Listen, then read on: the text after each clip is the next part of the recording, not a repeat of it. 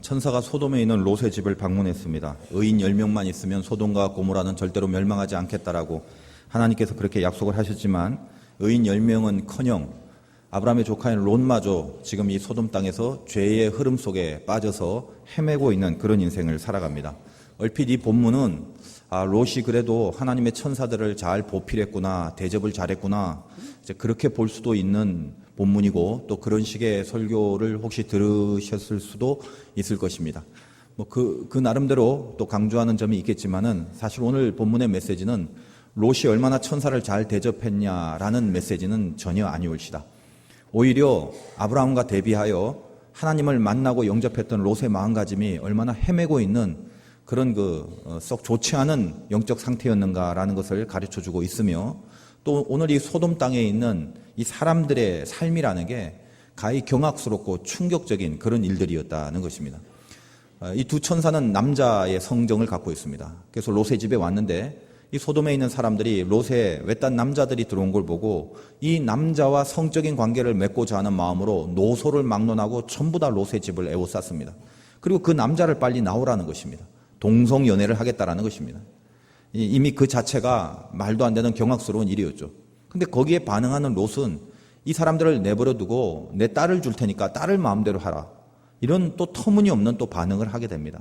어쨌든 일이 급기야는 이 불량배들이 다 모여서 롯의 집으로 들어가려고 하자 이 위기의 순간에 천사가 롯을 집으로 끌어들이고 문을 닫아버리고 그 소돔 땅에 있는 사람들의 눈을 멀게 합니다. 그랬더니 오늘 마지막에 문 밖에 무리를 대소를 막론하고 그 눈을 어둡게 하니 그들이 문을 찾느라고 헤매었더라. 그들의 눈이 감겨졌습니다. 그래서 아무것도 보이지 않습니다. 그러면 정신 차리거나 깨닫거나 그래야 되는데 눈이 감겨진 채로도 그들의 범죄를 이루기 위하여 어디에 문이 있는지 찾고 헤매는 그런 완전히 정신 나가버린 인생으로 전락을 하고 말았더라. 이것이 오늘 그 본문 전체에 흐르는 흐름입니다. 그러니까 오늘 이 본문을 통해서 우리가 혹시 이런 소돔 땅의 정신 상태를 갖고 있지 않는가? 혹은 롯처럼 하나님 앞에 제대로 하나님과 가까이 하지 않고 신앙생활 잘 못하는 바람에 이 세상의 흐름 속에 빠져서 그저 헤매이고 있는 그런 인생이 아닌가? 그것을 살펴볼 수 있는 시간이 됐으면 좋겠다는 것입니다. 여러분, 한 번뿐인 소중한 인생 헤매고 살면 되겠습니까? 이 소돔 땅에 있는 사람처럼 계속 어둡게 하여 그 어둠 속에서 문을 찾느라 헤매는 이런 비참하고 불쌍한 멸망받는 인생이 돼서는 안 될 것입니다. 인생은 한 번입니다. 소중한 겁니다. 방향을 잘 잡아야 되고 또 길을 찾아야 됩니다. 절대로 방황하거나 헤매는 인생이 오랫동안 길게 돼서는 안 되는 것입니다. 그렇다면 헤매는 인생은 어떤 인생인가? 또 어떻게 살면 이렇게 헤매는 인생처럼 살까? 여러분, 저 자신과 이 본문을 잘 우리 자신과 비교해 보면서 헤매는 혹시 요소가 있다면 오늘 예배 가운데 꺾고 돌아설 수 있는 은혜가 있기 바라요. 어떤 것이 헤매는 인생인가? 첫째는 어둠의 시간을 찾는 인생. 100% 헤매게 됩니다. 어둠 좋아하는 사람이 있어요. 하나님은 빛의 세계입니다. 그러니까 죄는 어둠입니다. 우리가 옛날부터 저 깊은 이 본성 속에 이미 잘 알고 있는 인식 구도입니다. 하나님은 빛, 죄는 어둠. 근데도 어둠이 좋아요. 여러분, 주변에 인생에 헤매는 사람들, 방황이 심한 사람들 가만히 보십시오. 낮에 헤매는 사람 별로 없습니다. 가만히 보면 이 밤에 어두워질 때에 헤매는 정서가 굉장히 강하고 원래 헤맨다는 것 자체가 밤이라는 색깔과 어울리는 것입니다. 우리나라가 OECD 국가 중에 저번 시간에도 제가 말씀드렸다시피 자살률이 1위라는 것입니다. 이게 여러분 심각하게 좀 생각해 봐야 돼요. 전 세계의 OECD 국가 가장 잘 사는 선진 국가들 중에 그 중에 우리가 들어간 건 감사한데 그 정도로 우리 경제가 발달이 됐는데 자살률이 1위다. 즉 생명의 능력이 상실돼 가고 있습니다. 먹을 것 입을 것은 걱정 없게 됐는데 가장 깊은 영혼의 생명의 능력 이것이 없어져 가고 있다는 것입니다. 외국에 다녀온 사람들한테 물어보면 우리나라가 살기가 좋다고 얘기를 해요. 왜 그런가 물어봤더니 이유는 엉뚱한 데 있었습니다. 왜 살기가 좋은가? 전 세계에서 24시간 동안 언제라도 가장 쉽게 술을 마실 수 있는 나라 우리나라밖에 없습니다. 그게 참 신기한 거죠. 여러분, 미국 같은 거는 크잖아요. 그러니까 영화 같은 거 보면 미국에 막 총질하고 막 그럼 굉장히 미국의 범죄가 득실거릴 것 같죠. 실제로 여러분이 외국에 가보시고 혹시 미국이나 이런 데서 살아보시면요. 그 나라는 해 떨어지면 아무것도 할 수 없습니다. 해 떨어지면 사람이 나오질 않아요. 그러니까 저녁에 할 수 있는 거리가 하나도 없어요. 근데 우리는 어때요? 그냥 문 바깥에 몇 발자국만 나가면 거기 구멍가게가 있고 슈퍼가 있고 술집이 있고 치킨집이 있고 뭐 나이트클럽이 있고 뭐 언제든지 뭘 하고 싶은 대로 다 나갈 수 있죠. 외국은 절대 그렇지가 않습니다. 그래서 미국 같은 데는요, 이렇게 물건을 사려면 집에서 차를 몰고 한 20분쯤 가야 돼요. 그래서 대형 몰에서 뭐 한 일주일치 이런 거 잔뜩 사갖고 와서 집에서 해 떨어지면 집에서 밥 해 먹고 집에서 TV 보고 그러는 겁니다. 그러니까 사실상 밤에 특별한 범죄자들이나 뭐 범죄 집단 외에 일반적인 서민들은 밤에 나돌아다니질 않아요. 미국에는 유명한 것이 메이저 리그 야구 같은 거예요. 열광을 합니다. 왜 열광을 하나? 우리나라도 뭐 야구 좋아하는 사람 많습니다만 그 미국하고 비교가 안 돼요. 근데 그들이 메이저 리그에 그 열광을 하는 이유가 있어요. 딴 거 할 게 없기 때문에 그래요. 그래서 가족들하고 놀 게 없다 보니까 그냥 주말이면 거기 가서 야구 보고 그 야구 응원하고 그냥 그렇게 재밌게 사는 거예요. 그게 제일 좋은 재미예요. 우리는 뭐예요? 어둠의 재미들이 많죠. 어둠의 재미들. 가만히 보니까 이 자살률 1위와 이 어둠의 정서를 누릴 수 있는 시스템, 이거하고 절대로 무관하지 않더라는 것입니다. 여러분, 외국에 있는 선진국, 뭐 미국, 영국, 독일, 프랑스 이런 나라들도 분명히 자살률이 있습니다만 우리나라가 1위인데 1위인 우리나라와 이들 사이에 차이가 어마어마해요. 조금 차이가 아니에요. 미국, 영국, 프랑스 이런 사람들과 거의 한 3배 정도의 자살률을 우리가 보유하고 있다는 것입니다. 뭔가 우리 한번 생각해 볼 문제입니다. 어둠의 문화를 따르다 보면 정신이 죽게 돼 있습니다. 정신이. 그래서 천사를 영접하는 사건이 아브라함에게도 있고 롯에게도 있지만 그 처음 등장하는 시간과 장소를 잘 분석해 보면 하나님께서 이 본문을 통해서 어떤 메시지를 주려는가라는 것이 극명해집니다. 아브라함도 천사들 만나잖아요. 그리고 그 천사를 고스란히 소돔 땅에서 롯이 만나잖아요. 어떤 식으로 만나는지 시간과 장소에 한번 집중을 해보십시오. 18장에 보면 아브라함이 만나는 장면이에요. 아브라함이 만날 때는 1장에 18장 1절에 이렇게 되어 있어요.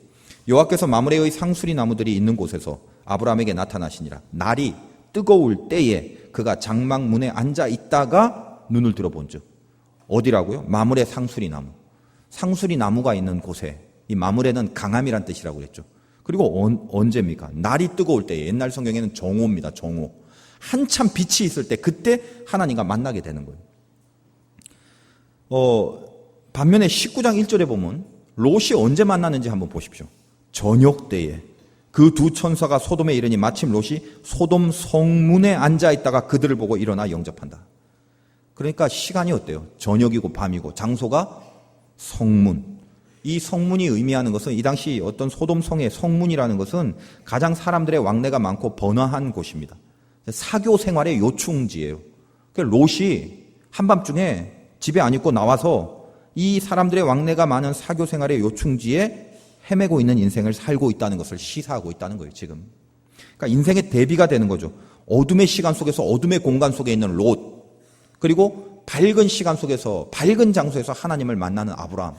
똑같은 하나님의 등극이고 등장입니다만 둘의 상황의 위치가 다 다른 거죠. 우리 말씀을 통해서 특별히 우리 젊은 사람들 한번 보십시오.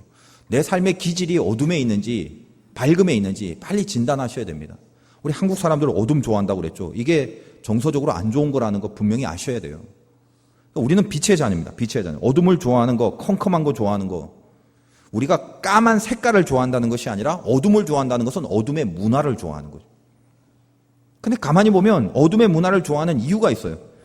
깊은 밑바닥에 어떤 심리가 있습니다. 어둠을 좋아하는 심리가. 그게 뭘까? 제가 묵상을 해봤더니 이런 게 있어요. 어둠이라는 건 나를 들키지 않는 안도감이 있거든요. 어두운 곳에선 상대가 나를 보지 못해요. 그러니까 내가 들켜지지가 않는 거예요. 죄를 지어도 잘 안 보이는 것입니다. 그런 안도감이 깊은 곳에 심리적으로 지배를 하고 있어요. 그러니까 이건 뭐예요? 죄 짓기가 좋다는 거예요. 죄 지을 수 있는 여력이 그만큼 많다라는 것입니다. 교회에도 이렇게 앉을 때도 한번 보시죠. 지금 여러분 뒷자리에 앉은 사람 의미하는 거 아닙니다. 가만 보면 교회에서 예배 들 때도 왠지 그 구석 뒷자리 컴컴한 데 좋아하는 사람들이 있다고요.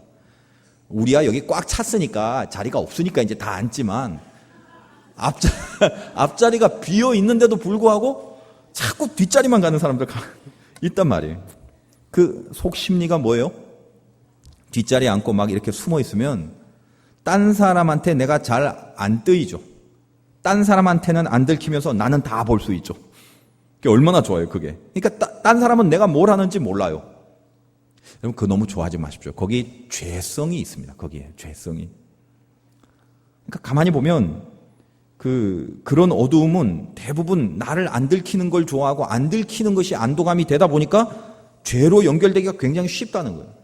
요즘 우리나라 싸이라는 가수가 너무 유명해졌는데 시청 앞에서 한 7만 정도가 모여서 공연을 했다고 그래요. 대단하더라고요. 엄청나죠. 근데 그 한 가수의 공연을 보기 위하여 기본적으로 평균 6시간 전에 좋은 자리를 차지하려고 군중들이 밀집을 했다는 거예요. 시청 일대가 다 마비가 됐어요. 일개 한 가수가 공연을 하는 것도 자리 차지하려고 6시간 전부터 박터지게 싸우는데 하나님을 만나는 이 자리에 뒤쪽으로 자꾸 배치를 한다? 예배는 뒷자리부터 차지해 나간다? 이거 영적으로 보면 상쾌하지 않은 상태입니다. 어둠의 시간 좋아하지 마십시오. 빛의 시간에 반드시 살아야 헤매지가 않습니다. 점검을 해보십시오. 내가 지금 밤의 황제인지 낮의 황제인지 내 기질을 가만히 보라는 거예요. 나 왠지 밤만 되면 막 힘이 나요. 나 왠지 막 밤이 자는 게 아까워요. 밤 시간이 너무 좋아요. 이 사람들 정서가 충만하고 정서가 촉촉한 게 아니라 죄성이 있어요. 죄성이. 우리 기질 바꿀 줄 알아야 돼요. 젊은 사람들 기질 바꿀 줄 알아야 돼요. 잭 디 하찌라는 사람이 쓴 책에 있는 글을 제가 좀 적어왔습니다. 여기서 나는 이렇게 나오는데 나는 누구인지 한번 여러분 맞춰 보십시오. 나는 당신의 영원한 동반자이다. 나는 당신에게 가장 큰 힘이 되기도 하고 가장 무거운 짐이 되기도 한다. 나는 당신을 전진하게 만들기도 하고 당신을 잡아 끌어 실패하게 만들기도 한다. 나는 전적으로 당신의 명령을 받는다. 당신이 하는 일의 절반 정도는 나에게 넘어오며 나는 그 모든 일을 신속하고 정확하게 해치울 수 있다. 나를 통제하기는 아주 쉽다. 하지만 단호해야 한다. 어떤 일을 어떻게 하고 싶다고 정확히 보여주기만 하면 몇 차례의 시도 끝에 자동적으로 그 일을 처리한다. 나는 모든 위대한 사람들의 충복이며 동시에 모든 실패자의 충복이기도 하다. 나는 위대한 사람을 더욱 위대하게 만든다. 실패자는 더욱 실패하게 만든다. 기계의 정밀함과 인간의 총명함을 갖고 일하지만 나는 기계가 아니다. 나를 통해 이익을 얻을 수도 있고 파괴될 수도 있다. 당신이 어떻게 되든 나는 상관이 없다. 나를 잡아 길들이고 훈련시키고 단호하게 통제하면 나는 당신의 발 밑에서 이 세상을 바칠 것이다. 그러나 나와 함께 편안히만 살려고 하면 내가 당신을 파괴해버릴 것이다. 나는 누구일까? 나는 습관이다. 이렇게 되어 있습니다. 내가 습관이란 사실을 알고 다시 한번 읽어드릴까요? 나를 잡아 길들이고 훈련시키고 단호하게 통제하면 나는 당신의 발 밑에서 이 세상을 바칠 것이다. 그러나 나와 함께 편안히만 살라고 한다면 나는 당신을 파괴할 것이다. 여러분이 운명을 바꾸려고 하지 말고 특별히 우리 젊은 사람들 운명 한탄하지 말고요. 습관을 바꿔야 됩니다. 습관. 우리가 성공을 위해서 무엇이 필요한가를 아는 건 중요한 게 아닙니다. 여러분 다 알고 있어요. 잘 되기 위하여 뭐가 필요한가를 몰라서 못하는 게 아닙니다. 그 필요한 걸 알고 있는데 그 필요한 것을 지속하려면 어떻게 해야 하는가? 이 지속할 수 있는 힘, 그게 어디서 오는가? 이게 중요하다는 거예요. 지속할 수 있는 힘이 어디서 와요? 습관에서 오는 거예요. 습관. 그래서 나는 누구인가라는 질문에 내가 습관이다라고 답하는 사람이 있어요. 내가 누구라고? 내가 습관입니다. 과거의 나의 습관이 오늘의 나를 만든 거죠. 여러분 혹시 어둠의 습관들이 있습니까? 늦게 자서 늦게 일어나고 늦게 자고 어둠 좋아하는 습관. 밤만 되면 어딘가 자꾸 헤매고 싶은 습관. 나쁜 줄 알면서 먹고 싶고 나쁜 줄 알면서 뭘 보고 싶은 습관. 가지 말아야 할 때를 어느덧 가고 있는 내 발걸음의 습관. 만지지 말아야 될 것을 어느덧 더듬거리고 있는 내 잘못된 습관. 여러분들이 이 어둠의 습관을 꺾어버리고 밝음의 습관으로 바꾸지 않는 이상 절대로 여러분의 인생은 변할 수가 없습니다. 습관이 바뀌어져야 되는 거예요. 습관이. 모멘텀이라는 단어가 있는데 이 모멘텀은 영어로 추진력 혹은 여세 이런 의미입니다. 한 방향으로 지속적으로 변동하려는 경향, 이걸 모멘텀이라고 그러는데 우리 인생도 특별히 신앙생활할 때 이 자기만의 영적인 모멘텀이 필요합니다. 예를 들면 기차를 한번 보십시오. 이 커다란 기차가 처음 움직일 때는 그 처음 움직이는 순간에 막대한 에너지가 필요합니다. 그런데 한번 움직이고 떠나기 시작하면 그때부터는 쉬워지는 거죠. 이 처음 움직일 때 그 방향으로 지속적으로 변동하려는 경향, 이게 모멘텀입니다. 우리에게도 필요한 게 영적인 모멘텀인데 처음 우리가 하나님 앞에 어떤 거룩한 습관을 들이려고 할 때 처음 나를 움직일 때는 사실 엄청난 에너지가 필요해요. 굉장히 힘이 듭니다. 갑자기 바꾸려고 하면 적응도 안 되고 또 이미 몸에서 이미 근력화되어 있고 훈련화되어 있는 이런 습성들이 바뀌어진다는 게 절대 쉽지 않아요. 근데 어떤 사람마다 하나님 앞에 바로 서는 사람들은 자기만의 영적인 모멘텀을 다 갖고 있습니다. 한번 큰 기차가 움직일 때 확 하고 에너지를 투자해서 그 흐름을 이렇게 바꾸어 가고 있는 거예요. 우리 젊은 분들 얼마나 바꿉니까? 많지 않습니까? 바쁘고 많아요. 근데 늘 일상의 삶을 다람쥐 쳇바퀴 돌아가듯이 늘 그렇게 어제와 같은 삶을 계속 살아가면서 푸념하는 인생을 살아간다면 그건 생명력 인생이 아니겠죠. 뭐가 필요합니까? 나만의 영적인 모멘텀, 확 바꿀 수 있는 그거, 흐름을 꺾을 수 있는 거, 그거. 마크 트웨인이란 유명한 사람이 이런 말을 했어요. 하고 싶지 않은 일을 매일 하도록 해라. 이것이 바로 고통 없이 자기의 의무를 수행하는 습관을 갖는 황금률이다. 흐름을 바꾸려고 하는데 이 습관을 갖기 위하여 제일 필요한 게 뭐라고요? 하고 싶지 않은 것을 매일 해라. 참 중요한 말 같습니다. 특별히 우리가 영적인 모멘텀을 얻으려고 하는 사람들, 사실 하나님의 일은 대부분 우리의 육신의 본능과 이렇게 반대가 되는 거예요. 내가 좋아라 하는 것, 내가 땡기는 것과는 사실 다 다른 겁니다. 왜? 우리 죄인이에요. 우리 타락한 죄인이기 때문에 가만히 보면 내 본능이 원하는 건 항상 하나님과 반대가 되게 돼 있어요. 그래서 이 땅을 살아가면서 우리에게 필요한 거는 내 본능을 꺾고 내 영적인 모멘텀을 하나님께로 이렇게 바꾸는 그게 필요하다는 거예요. 근데 그게 하루아침에 안 되기 때문에 오늘 마크 트웨인의 이 말을 빌린다면 우리도 어떤 이런 원리가 있단 말이에요. 할 수 있는 방법 어떻게 해야 돼요? 하고 싶진 않지만 그 일을 매일 하는 거예요. 여러분 인생 안 풀린다고 푸념하지 말고 모멘텀을 만드십시오. 모멘텀. 이거다. 내가 여기에 에너지를 쏟아서 확 틀어야 된다. 한번 이렇게 바꿔야 된다. 이거예요. 그래서 여러분이 하고 싶지 않은 것들을 하나님 안에서 매일매일 할 수 있어야 됩니다. 그런 게 뭐가 있을까요? 젊은 분들에게 제가 하나 소개해 드릴게요. 새벽 기도 같은 것입니다. 힘들죠. 듣자마자 이건 나하고 상관이 없는 거죠. 세상에 정말 그건 진짜 하기 싫은데 내가 잠을 줄인다는 거, 잠이 얼마나 좋은데 그 좋은 잠을 내가 안 자고 아침부터 나와? 이해가 잘 안 되고 하려고 하는 마음이 잘 안 생기죠. 그러니까 새벽기도 열심히 하십시오 그러면 이거는 다른 사람한테만 해당되는 거지 나한테는 해당 안 된다고 생각합니다. 근데 한국 교회의 새벽기도의 분류들을 가만히 보면요, 나이 드신 분들만 많아요. 거의 다. 근데 저는 상식적으로는 이해가 되죠. 뭐 이렇게 일찍 주무시고 또 일찍 일어나서 별로 이제 어떤 직업이나 직장에서 호된 일이 없으니까 기도를 하신다. 뭐 그런 기도도 당연히 해야 되겠죠. 근데 사실 가만히 생각해 보니까 어떤 게 더 정상이에요? 한참 일을 해야 될 사람들이, 정말 바쁘고 분주한 그 사람들이 매일매일 주어진 첫 시간을 하나님 앞에 나와 기도하는, 그게 사실은 정상 아닙니까? 그러니까 어떻게 보면 교회에 새벽 기도가 있다면 그 새벽 기도를 점령하고 있는 사람들은 사실은 다 젊은 사람들이 돼야 되는 거예요. 안 그런가요? 그래서 이 땅의 하나님의 자녀들은 밤 10시 이후에는 정신을 못 차리고 해롱거려서 잠 외에는 아무것도 할 수 없게 그냥 자버려야 돼요. 인생을 매일매일 그렇게 컨트롤해야 된다는 말이에요. 근데 어떻게? 새벽을 깨우기 시작하면 되지만 그렇지 않고 밤의 습성, 밤의 어둠, 밤을 이용하는 이런 쪽으로 이미 어둠의 습성이 자리 잡힌 사람들에게는 사실은 새벽이라는 거, 아침이라는 거 그렇게 힘들 수밖에 없습니다. 그러니까 그걸 어떻게 해요? 하고 싶지 않은데 그거를 해야 되는 거예요. 매일매일 내 습성을 바꾸기 위하여 하고 싶지 않은 내 영적 모멘텀을 한번 걸고 글로 내가 한번 쏠려 봐야 된다는 것입니다.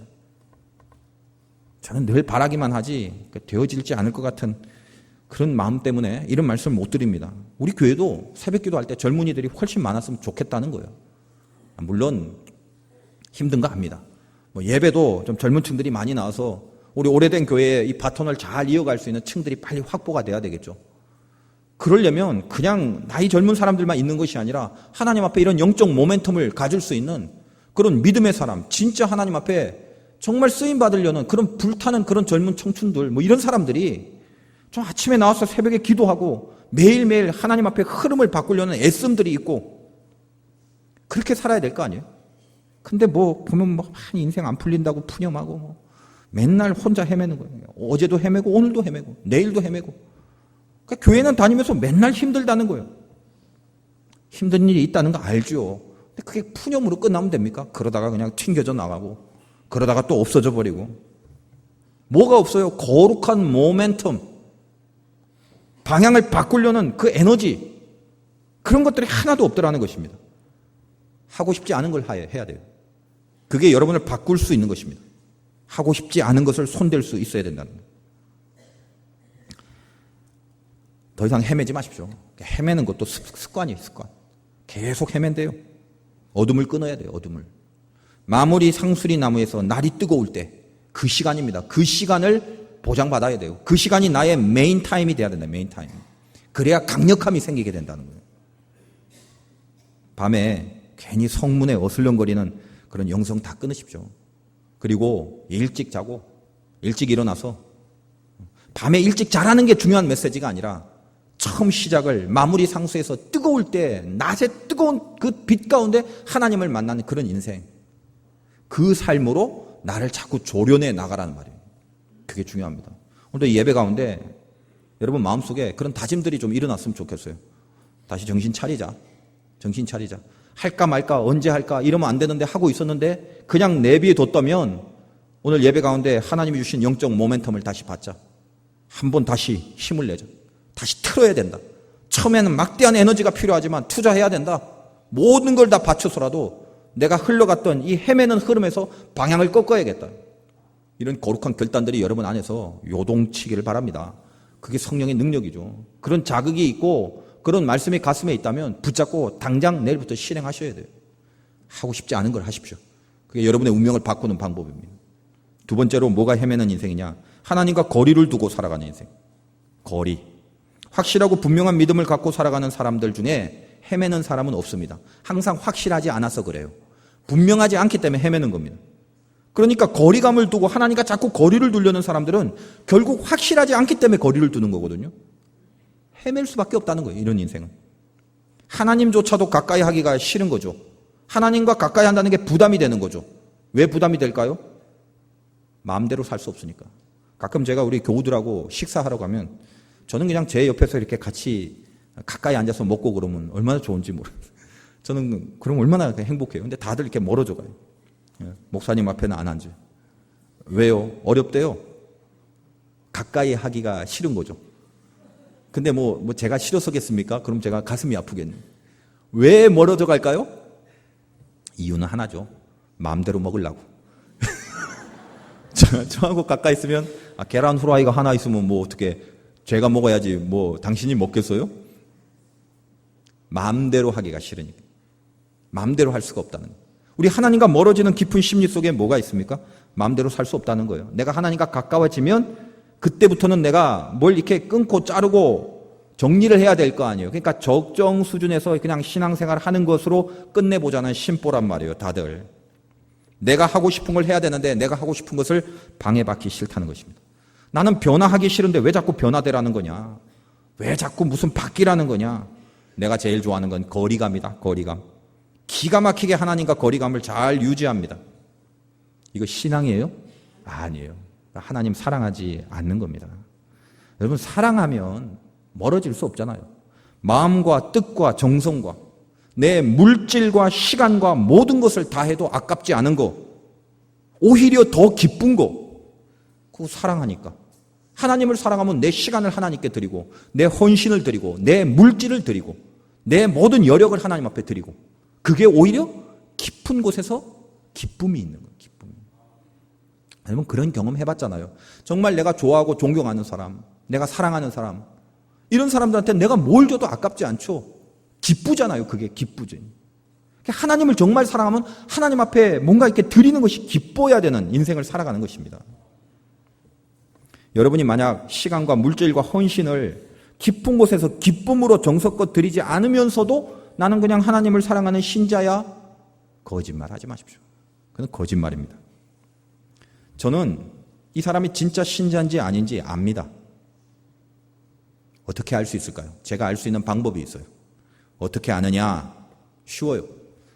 보면 알아요. 그건 여러분도 마찬가지입니다.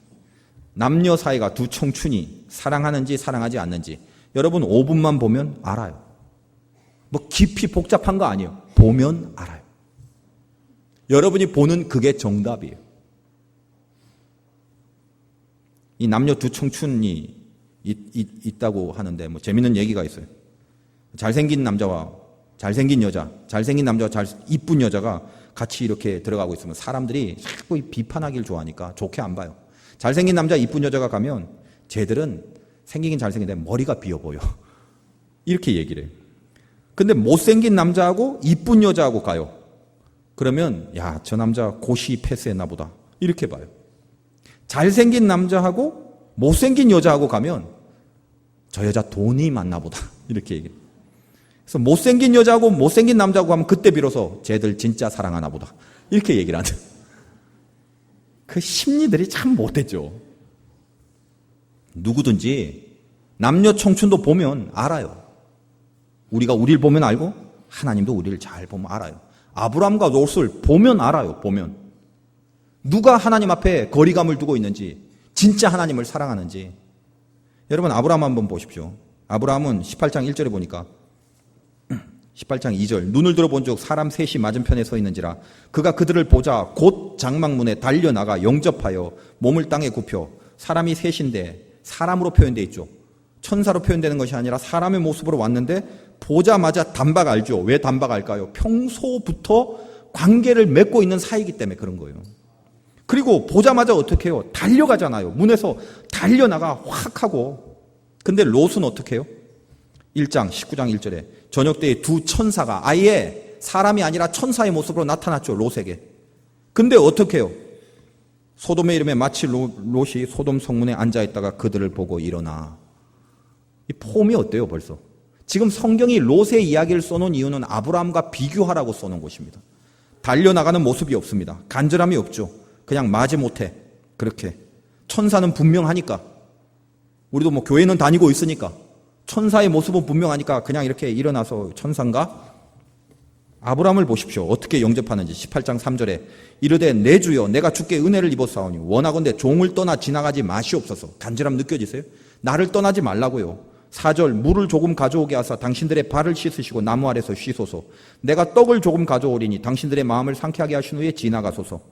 지금 물을 조금 떡을 조금이라고 했지만 이 조금이라는 말이 말만 조금이지 뒤쪽에 봤더니 6절 가운데 고운 가루 세 스아, 이 세 스아의 분량은 12대, 한 20명에서 30명 정도 먹을 수 있는 분량이란 말이에요. 그러니까 이때 떡은 간식이 아니라 이 천사에게 극진한 모습으로 정말 풍성하게 대접을 하는 겁니다. 그냥 말의 표현만 조금 드릴 테니 이렇게 했지 깊은 곳에 진심은 모든 풍성함을 다 드린 거예요. 더군다나 어느 정도입니까? 가축돼 있는 곳으로 달려가 기름 주고 좋은 송아지 최고 급히 요리하고 엉긴 족과 우유와 하인 자기 와이프 사라 전 인원이 다 동원하여 가장 좋은 것을 신속하게 빨리 만들어서 극진하게 대접하고 오랫동안 머물 수 있도록 하나님의 천사를 대접하는 마음. 하나님과 가까워지는 아브라함. 느낄 수 있잖아요. 이 표현 가운데. 비하여 롯을 한번 보십시오. 19장 2절. 천사를 만났습니다. 그냥 달려가지도 않고 천사가 왔나 보다. 이르되 내 주여 돌이켜 종의 집으로 들어와 발을 씻고 주무시고 일찍이 일어나 갈 길을 가소서. 그들이 이르되 아니라 우리가 거리에서 밤을 새우리라. 지금 롯은 어떤 겁니까? 그냥 천사니까 와서 그냥 뭐 잘 데 없으면 발 씻고 주무시다가 내일 아침 일찍 가라고.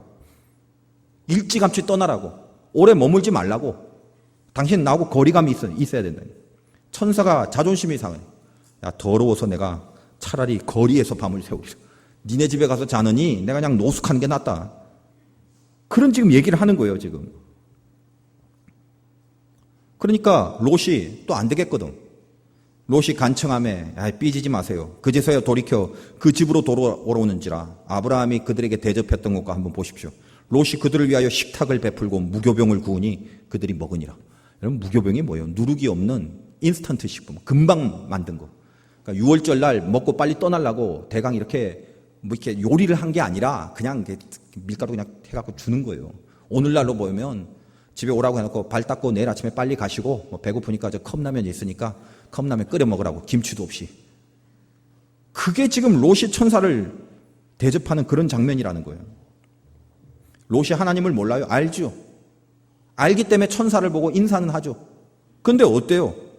어딜 보더라도 당신이 나와 오래 머물고 깊이 간섭하고 이런 거 싫다는 거예요. 빨리 일찌감치 떠났으면 좋겠다는 거예요.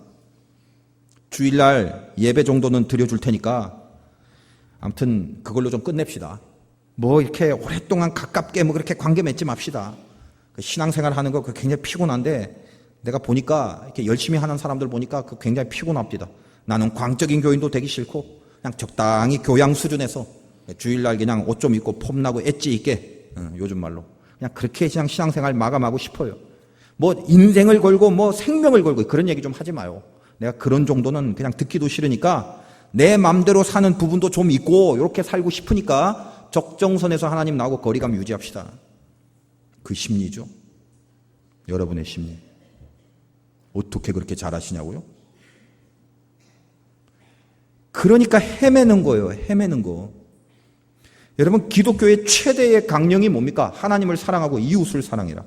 하나님을 사랑하면 누구보다 가까워지고 누구보다 깊은 간섭을 받고 싶고 그분의 터치를 받고 싶고, 그 진짜 사랑하는 거 아니에요, 그게? 여러분, 인간끼리도요, 여러분 주변에서 위선적이고 가식적인 사람 보면 토할 것 같죠?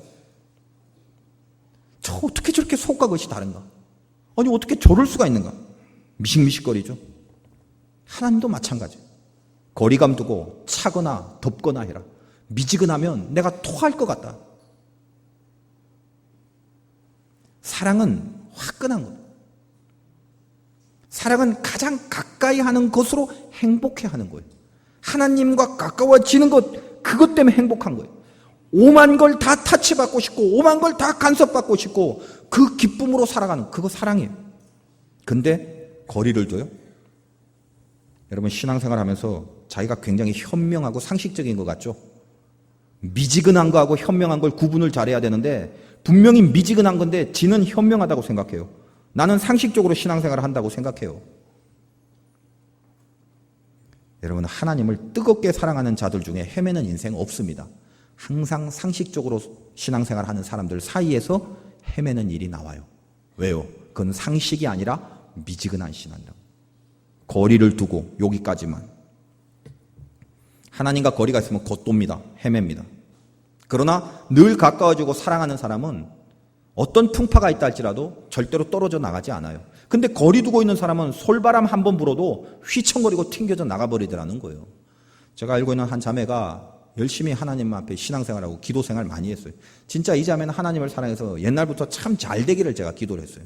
근데 그 친구가 하나님께서 연단을 주신데 가족관계에 연단을 줬단 말이에요. 그래서 가족들이 정말 힘들게 했어요.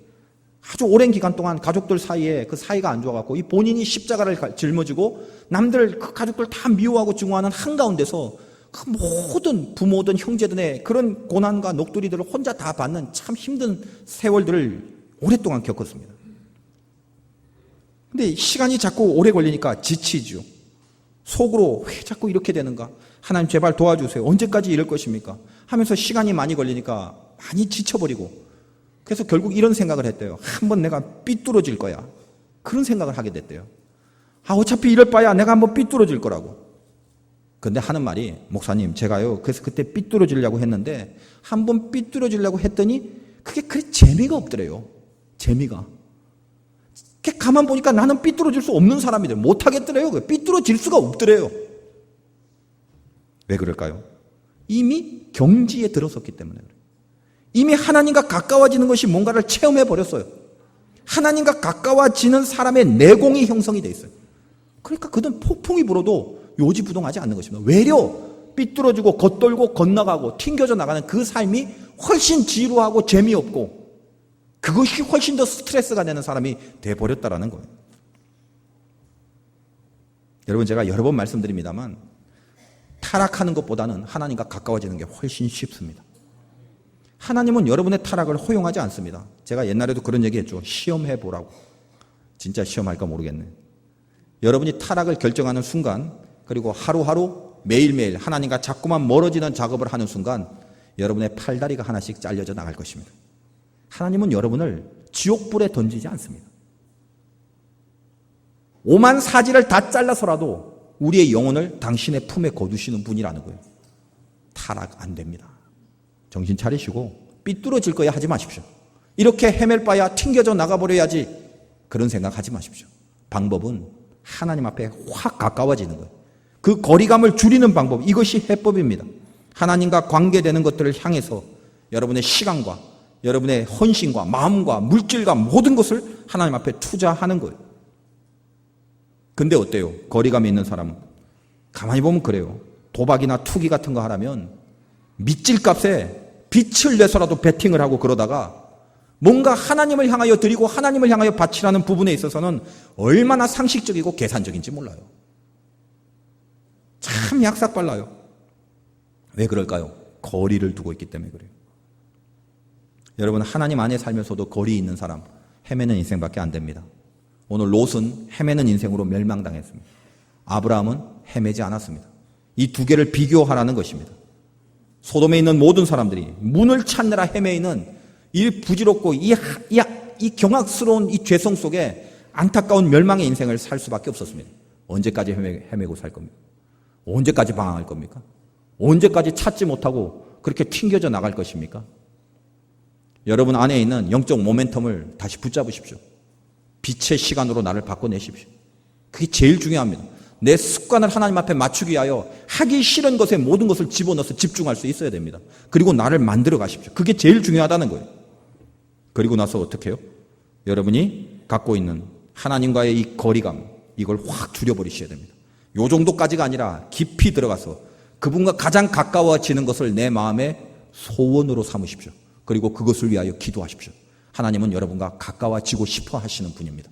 여러분이 마음을 열고 주님, 내가 주님과 가까워지고 싶습니다라고 진실된 기도를 하는 순간 어떤 방법을 동원해서든지 간에 하나님은 여러분에게 찾아와 주실 것입니다. 그 인생 절대로 헤매지 않습니다. 여러분 신앙생활하면서 제 길 잘 찾아가시는 귀한 삶이 되시기를 주님의 이름으로 축원드립니다.